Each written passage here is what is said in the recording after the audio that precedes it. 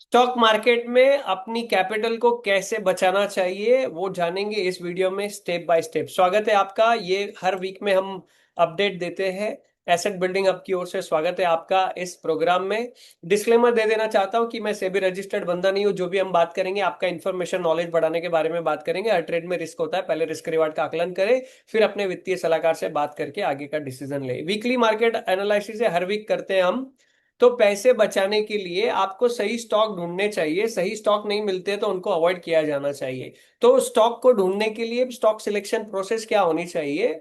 अगर आप इस प्रोसेस का इस्तेमाल करते हैं जिसे टॉप डाउन एनालिसिस कहा जाता है, जिसमें वर्ल्ड मार्केट, फिर बाद में इंडियन मार्केट, फिर सेक्टर्स, उसके बाद उस चलने वाले सेक्टर से स्टॉक्स को निकाला जाता है, तो प्रॉफिट बनाने के चांसेस हमारे बढ़ जाते हैं। प्लस प्रोफेशनल ट्रेडर कम से कम 2 टाइम फ्रेम का इस्तेमाल करते हैं। हम 3 टाइम फ्रेम का इस्तेमाल करेंगे ताकि हमें कंफर्मेशन ज्यादा मिले। Daily time frame short term के लिए, मीडियम टर्म के लिए वीकली, और मंथली के लिए लॉन्ग टर्म का, तीनों एक साथ टाइम फ्रेम देखेंगे। फिर हम ये देखेंगे कि कौन कौन सा ट्रेंड चल रहा है। अप ट्रेंड है, साइडवेज है, डाउन ट्रेंड है। फिर हम पैटर्न्स को देखेंगे, तो मार्केट हमें क्या कह रही है पहले वो समझने का प्रयास करेंगे। फिर इंडिकेटर को लगा के देखेंगे, जैसे मोमेंटम यानी कि स्पीड है या नहीं। तो हमारे लिए किसी अगर स्टॉक का आरएसआई या इंडाइसेस का आरएसआई 40 के नीचे होता है तो वो बेरिश होता है, 40-60 के बीच में साइडवेज होता है, और 60 के ऊपर बुलिश होता है। तो हम सिर्फ वही इंडाइसेस को चेक करेंगे जिनका 60 के ऊपर आरएसआई है, क्योंकि बुलिश जोन में है तभी खरीदने में मजा है। ओके, और बोलिंजर बैंड देखेंगे। इसमें 3 बैंड होते हैं। सेंटर बैंड जो होता है, मिडल बैंड, वो 20 मूविंग एवरेज होता है, +2 डेविएशन अपर बैंड, और लोअर बैंड -2 डेविएशन होता है। तो अपर बैंड जो होता है, ऊपर के बैंड को अगर चिपक के चल रही है प्राइस, इसका मतलब ऊपर की तरफ वोलाटिलिटी ज्यादा है। तो हम एक तरफ स्पीड यानी मोमेंटम को भी देखेंगे, वोलाटिलिटी को भी देखेंगे। और अगर हमको संकेत सही मिलते हैं प्राइस से, पैटर्न से, वोलाटिलिटी इंडिकेटर से, मोमेंटम इंडिकेटर से, तो ही हम आगे का डिसीजन लेंगे। अदरवाइज ट्रेड ना करना भी पैसे बचाने का एक तरीका होता है। तो इस निर्णय पे हम पहुंचे कि ट्रेड किया जाना चाहिए या नहीं किया जाना चाहिए। हम इस टॉप डाउन एनालिसिस को करते हैं डिटेल में। चलिए चलते हैं। वर्ल्ड मार्केट, सबसे पहले अमेरिका की मार्केट हम देखते हैं। ग्लोबल मार्केट में Dow Jones daily, weekly, monthly 3 time frame में नीचे आरएसआई देख रहे हैं। मंथली 60 के ऊपर दिखाई दे रहा है हमें, और वीकली भी आप देखेंगे ये 60 का लाइन है, दिख रहा है आपको, ये 60 और ये 40, और ये 60 के ऊपर चल रहा है। वीकली भी 60 के ऊपर है, डेली 40 के आसपास है। तो अगर मीडियम टर्म और लॉन्ग टर्म का ट्रेंड जो है वो ऊपर है, तो डेली वाले को भी ऊपर खींच लिया जाता है। राइट, सो यहाँ पे बुलिशनेस दिखाई दे रही है डाउ जोन्स में। डेली पर जो लास्ट कैंडल बनी, गैप अप होके ग्रीन कलर की कैंडल बनती हुई नजर आ रही है। और 40 के नीचे ये बेरिश अभी तक हुआ नहीं है डेली में भी। सो अमेरिका के इतने वॉर के बावजूद भी अमेरिका का मार्केट सीम्स गुड। नैस्डैक 60 के नीचे चला गया। जो एआई की चिप की कंपनियां थी, इतने टाइम से तेजी कर रही थी, अभी उसमें प्रॉफिट बुकिंग होती हुई नजर आ रही है। ओके, डेली आरएसआई 40 के नीचे चला गया। मतलब इंडस्ट्री वाली जो है डॉ जोन्स की कंपनियां अच्छा कर रही है। एआई से रिलेटेड चिप की कंपनियां, टेक्नोलॉजी की कंपनियां जो नैस्डैक में है, okay, not seems good all together. S&P ये भी वीकली आरएसआई 60 के नीचे चला गया है, खाली मंथली ऊपर है, और डेली भी साइडवेज जोन में 40-60 के बीच में। मतलब अमेरिका की अधिकतर कंपनियां साइडवेज जोन में जाती हुई नजर आ रही है। जर्मनी का मार्केट, दोनों आरएसआई साइडवेज है, डेली वीकली। मंथली वाला सिर्फ ऊपर है, और मंथली वाले कैंडल स्टिक पैटर्न में देखेंगे आप, ये पिछली और ये कैंडल दोनों डोजी काइंड ऑफ कैंडल बन रही है, यानी कि इनडिसीजन वहां पर भी चल रहा है, तो दूर रहना चाहिए।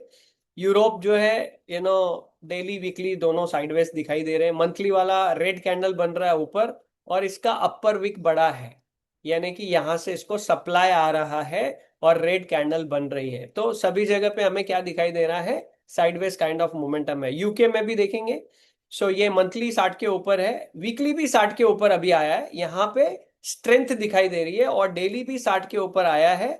और अभी रेसिस्टेंस लेवल पर ही है, लेकिन क्लोजिंग, ये बहुत अच्छी क्लोजिंग यहाँ पे दिखाई दे रही है। अगर ये वाली लाइन को ऐसे ड्रॉ करते हैं तो क्लोजिंग ऊपर दिखाई दे रही है। मतलब यूके की मार्केट में थोड़ा सा हमें हलचल अपर साइड होती हुई नजर आ रही है। निकेई जापान का मार्केट, यहाँ पर भी चिप की कंपनियों में प्रॉफिट बुकिंग होती हुई नजर आ रही है। डेली वीकली दोनों ये साइडवेज हो गए। अदरवाइज ये भी अच्छा मार्केट चल रहा था, बट नाउ डेज ये भी हमें साइडवेज यहाँ पे नजर आ रहा है। और डेली पर यहाँ पर देखेंगे बहुत बड़ी, मंथली पे माफ कीजिए, बड़ी एक रेड कैंडल बन रही है। मे बी ये बेरिश एंगल्फिंग बनती है या वापस ऊपर जाती है, महीना खत्म होने को अभी समय है, कुछ ट्रेडिंग सेशन बचे हैं तो देखेंगे।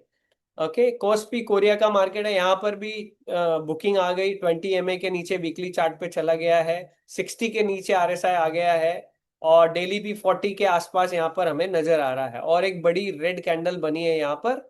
उसके पहले लास्ट मंथ में यहाँ पे जो कैंडल बनी थी इसको स्पिनिंग टॉप कैंडल कहते हैं, जिसमें 70% विक होती है, 75%, 25-30% बॉडी होती है। इसका लो टूटना जो है वो गुड संकेत नहीं होता है। ओके, यहाँ पर भी हमें दिखाई दे रहा है प्रॉफिट बुकिंग, यानी साइडवेज काइंड ऑफ मार्केट है। हांगकांग की मार्केट में थोड़ा सा उछाल अभी दिखाई दे रहा है, और डेली 60 के ऊपर है, वीकली और मंथली दोनों साइडवेज ट्रेंड में है। तो अभी तक के जितने चार्ट हमने देखे सभी साइडवेज में नजर आ रहे हैं। चाइना का मार्केट बेरिश नजर आ रहा है, वीकली और डेली दोनों 40 के नीचे है, और मंथली भी 40-60 के नीचे आ गया है। सो अभी तक हमने जो भी मार्केट देखी सब हमें साइडवेज होती हुई नजर आ रही है, मतलब बड़ा रुझान साइडवेज की तरफ है। ब्रेंट क्रूड को देखते हैं, इसका प्राइस लगातार बढ़ रहा है जो कि हमारी मार्केट के लिए बिल्कुल अच्छा नहीं है। तेल की कीमतें बढ़ने से सब कुछ बढ़ जाता है। एक तो तेल कच्चा माल के रूप में जिन कंपनियों को लगता है, आ, उनके प्रोडक्शन कॉस्ट बढ़ जाती है, प्रॉफिट घट जाता है। ट्रांसपोर्टेशन के लिए हर इंडस्ट्री में FMCG प्रोडक्ट ले लो और भी कोई भी प्रोडक्ट ले लो, ट्रांसपोर्टेशन के लिए हर माल का प्राइस बढ़ जाएगा, महंगा हो जाएगा, विच is not good all together. इसके लिए भी हमारे मार्केट से जो बड़ी मछलियां हैं, FII वाले पैसे को निकालने लगते हैं, प्रॉफिट बुकिंग करने लगते हैं, क्योंकि कंपनियों के प्रॉफिट कम होने लगते हैं। USD INR का रेट बढ़ना अनदर हमारी मार्केट के लिए अच्छी बात नहीं है। इसके तीनों RSI 60 के ऊपर चल रहे हैं। बीच में ये नीचे गोता लगा दिया था, तब तब मार्केट में थोड़ा उछाल आया, लेकिन अभी दिस इज नॉट गुड। हमारा रुपया कमजोर होना हमारे देश के लिए अच्छी बात नहीं है, इसीलिए मार्केट, हमारी इंडियन मार्केट चॉपी मार्केट दिखाई दे रही है, वोलेटाइल दिखाई दे रही है। एक दिन गैप अप होती है, दूसरे दिन गैप डाउन होती है। ओके, चलिए देखते हैं मार्केट को। सेंसेक्स तीनों RSI 40-60 के बीच में नजर आ रहे हैं। पिछले 3-4 दिनों की गिरावट के बाद, गैप डाउन होने के बाद एक ग्रीन कैंडल डेली पे दिखाई दे रही है, लेकिन अगर आप वीकली पे देखेंगे तो यहाँ पे बेरिश एंगल्फिंग पैटर्न दिखाई दे रहा है। Okay, which is all together not good sign. और वीकली RSI 40-60 के बीच में ही है, यानी कि वो साइडवेज मोमेंटम में हमें दिखाई दे रही है। मंथली यहाँ पर दिखाई दे रहा है हमें 60 के नीचे है, 20 MA के नीचे, 60 के नीचे है, तीनों RSI 40-60 के बीच में। निफ्टी के तीनों RSI 40-60 के बीच में। और यहाँ पर भी इस वीक में गैप डाउन होकर के प्राइस नीचे आके 20 MA के आसपास आके रुक रही है।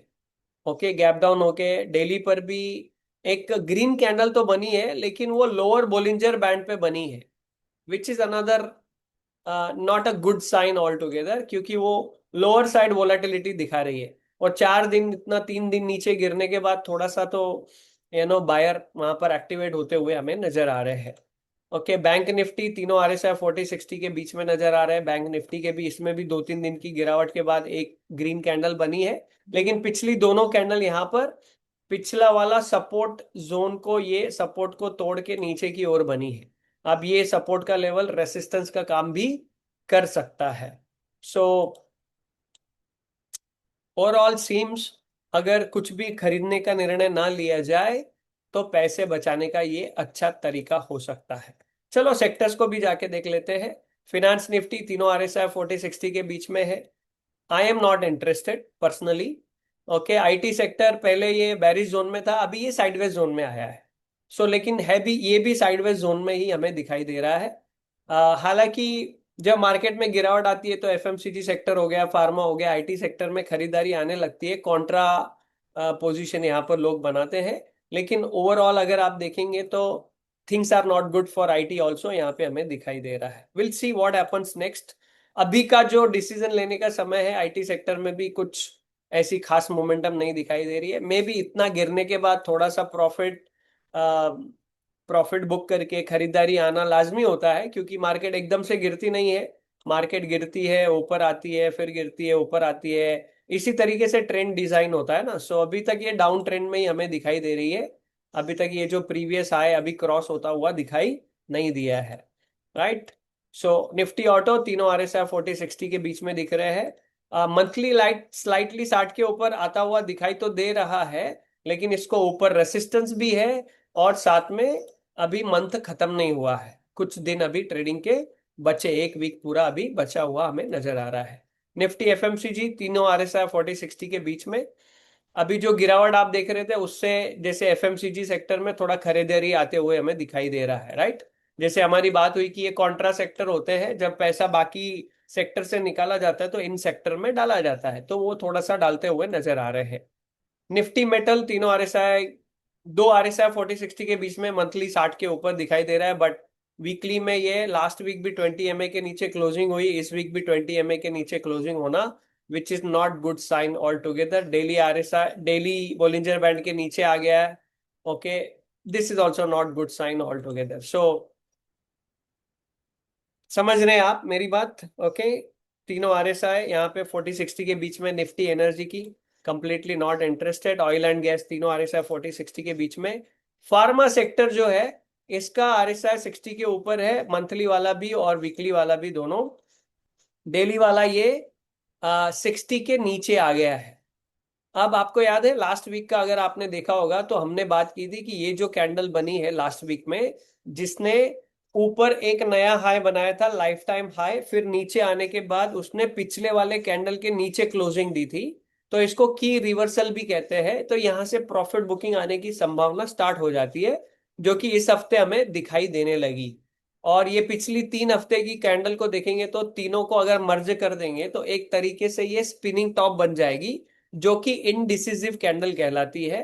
अब ये जो हाई है और ये जो लो है, ये बहुत इंपॉर्टेंट है। ब्रेकआउट होगा तभी बायर बाइंग साइड का डिसीजन लिया जाएगा, और नीचे गया तो फिर बाइंग साइड का डिसीजन को अवॉइड किया जाएगा। डेली भी 20 MA के नीचे आना अच्छी बात नहीं है। हालांकि सेक्टर बुलिश है, वीकली और मंथली ऊपर है। हमने कुछ फार्मा के स्टॉक्स में ऑलरेडी एंट्री कर ली थी जब ये 60 के ऊपर आया था। अब हमारा स्टॉप लॉस नहीं ट्रिगर हुआ तो हम होल्ड करेंगे उसको, लेकिन नया ऐड करने के बारे में थोड़ा सा हम विचार करेंगे। निफ्टी रियल्टी तीनों RSI 40-60 के बीच में। इसने भी बहुत अच्छा उछाल दिया था, अभी पिछले 2 सप्ताह से नीचे आ रहा है, बट आप इसको देखेंगे ये अपर बोलिंजर बैंड पे है। कंपैरेटिवली बाकी के जो हमने चार्ट्स देखे उससे ये थोड़ा सा स्ट्रॉन्गर हमें नजर आ रहा है। मंथली भी 20 MA के ऊपर नजर आ रहा है, यहाँ पे ट्रेंड लाइन भी टूटती हुई नजर आ रही है। लेट्स सी इसकी क्लोजिंग कहाँ होती है, उसके अकॉर्डिंग हमें पता चलेगा कि क्या रियल्टी सेक्टर अगला सेक्टर हो सकता है। निफ्टी इंफ्रा तीनों RSI 40-60 के बीच में। पब्लिक सेक्टर एंटरप्राइजेस तीनों RSI 40-60 के बीच में। PSU बैंक तीनों RSI, हाथ ही नहीं लगाएंगे, राइट। सीधी यहाँ से ये 40-60 के बीच में आया है ना, तब से ये साइडवेज जोन में ही है।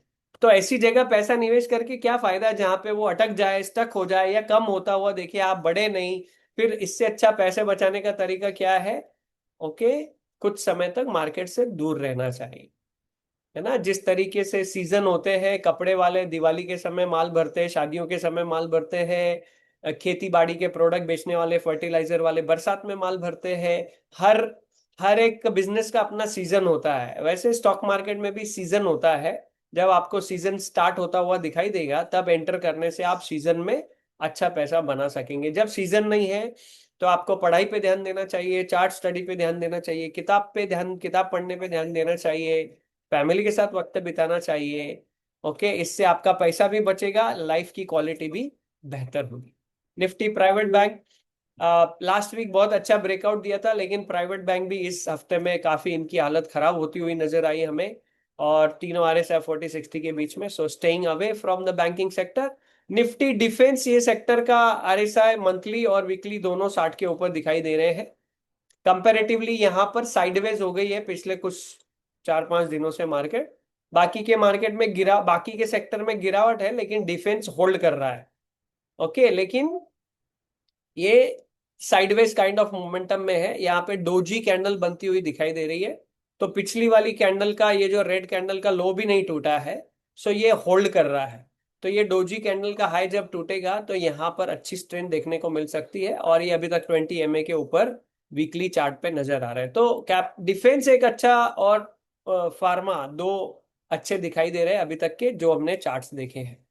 अगर किसी को एंट्री करनी है तो इन दोनों सेक्टर के स्टॉक्स को ढूंढ के कोई और अच्छा ऐसा स्टॉक मिलता है इन दोनों सेक्टर के अंदर जो इन सेक्टर से भी बुलिश चार्ट दिखाई दे रहा है, मतलब इंडाइसेस के चार्ट से भी बुलिश दिखाई दे रहा है, that may be a good choice all together. Media के तीनों RSI 40-60 के बीच में, निफ्टी कमोडिटीज के तीनों RSI 40-60 के बीच में, कंज्यूमर ड्यूरेबल ये भी 40-60 के बीच में दिखाई दे रहा है। हालांकि इसका भी ट्रेंड लाइन ब्रेक हुआ था लास्ट वीक में, हमें दिखाई दिया।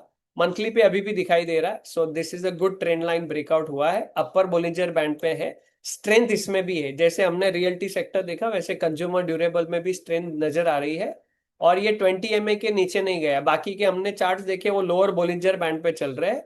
सो दिस में be the next sector, realty consumer durable आगे हो सकते हैं, लेकिन अभी इसमें भी कोई निर्णय लेने का कहीं दूर दूर तक अभी ख्याल आ नहीं रहा है। एक वीक कम से कम और रुकना पड़ सकता है। निफ्टी कंजप्शन तीनों RSI 40-60 के बीच में, निफ्टी कैपिटल मार्केट तीनों RSI 40-60 के बीच में, इवन दो डेली वाला 40 के नीचे चला गया है। और यहाँ पे एक ये ऐसी लेवल दिख रही है जहां पे खरीदारी आती है, इसको सपोर्ट लेवल भी कहते हैं। और यहाँ पे एक हैमर कैंडल भी बनी है, हैमर मतलब लोअर विक बड़ी है और बॉडी ऊपर की साइड छोटी है, इसका मतलब खरीदार यहाँ पर एक्टिवेट हो रहे हैं। और 20 MA पे सपोर्ट लेना वीकली चार्ट पर भी गुड साइन होता है। सो ये भी एक स्टॉक है जिसको रडार पे रखा जाना चाहिए, राइट।